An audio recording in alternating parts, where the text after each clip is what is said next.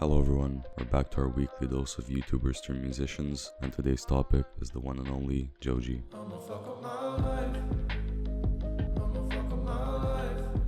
George Kusunoki Miller was born in Osaka, Japan, to an Australian dad and Japanese mother. He attended Canadian Academy in Kobe, Japan, and after graduating at the age of 18, he moved to the States. Throughout that whole time, he already had a channel called Disaster Music, which he made in 2008, and he began gaining a lot of traction with his first video, including the FilthyFrank character. But in 2014, he had to leave the channel because of numerous copyright strikes on the channel, and that's when he began posting on the TV FilthyFrank YouTube channel. Most people know FilthyFrank and Joji from that exact same channel, so let's dive deeper into it. Wake up in the morning, sinking halfway to the bottom. There's a loud, distorted screaming in my soul.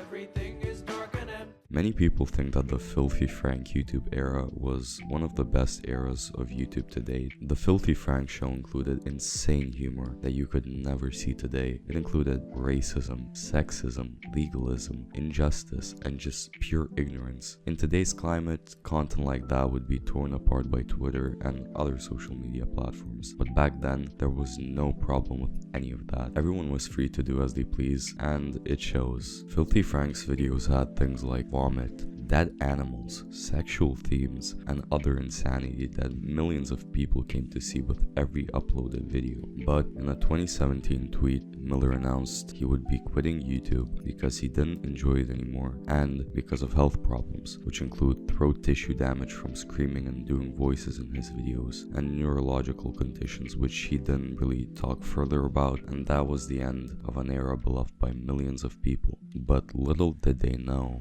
an era even bigger than the FilthyFrank show was about to arise.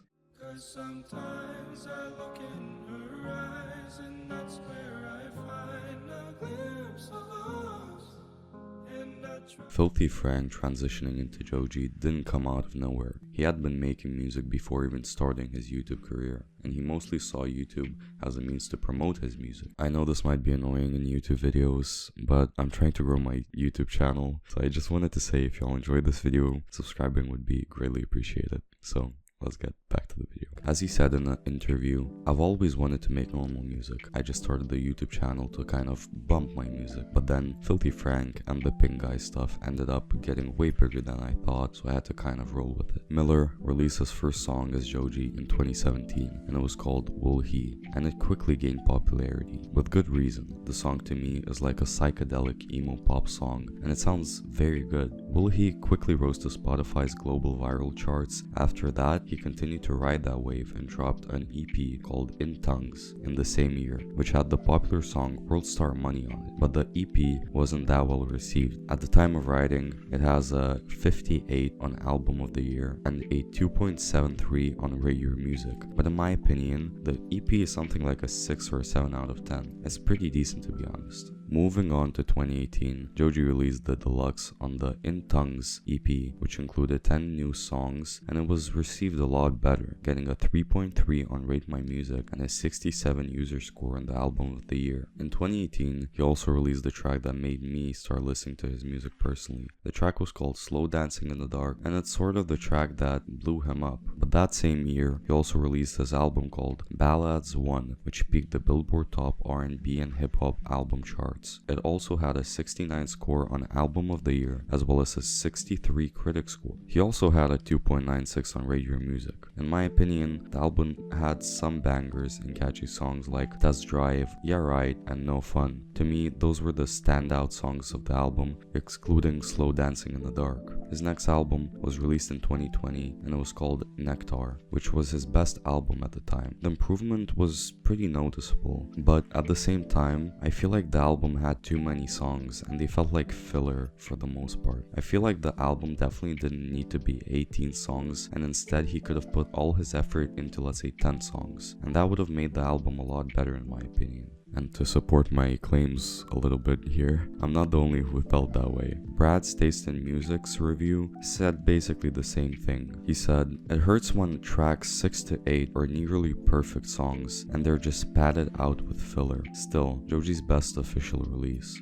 But besides that, I think this album showed what Joji can really do when he puts his mind to it. As for the scores of the album, it received a 3.16 on Radio Music, and on Album of the Year, it received a 67 critic score and a 71 user score. Joji's newest release was in 2022 with the album called Smithereens, so my opinion might be a little controversial, but I think this is his most enjoyable album to listen to, at least for me, and The Glimpse of Us is honestly just my favorite song from Joji to date. Well, the second half of the album might not be as fleshed out as, let's say, Nectar, but I just find it enjoyable to listen to, if that makes sense. But that's my opinion. Now let's get to the opinions that actually matter. The critic scores were very mixed on this album, ranging from a 90 on Album of the Year to a 40 being the worst rated review, which was made by Anthony Fantano. It said, "A few very good songs batted out with scraps," which I kind of agree with, but I think it's a little too harsh. The overall scores were a 65 critic score and a 63 user score, which is kind of weird to me. You don't usually see a higher critic score compared to the user score, but that's where we are at now, and there's nothing left to be covered, so let's go to the outro. So hopefully y'all enjoyed this video. I tried my best on this one, doing a lot more research than my previous two videos, and I think it's going to turn out great based on the script. Hopefully y'all got some more insight into Joji's career, and yeah, see you guys in the next one, and bye bye.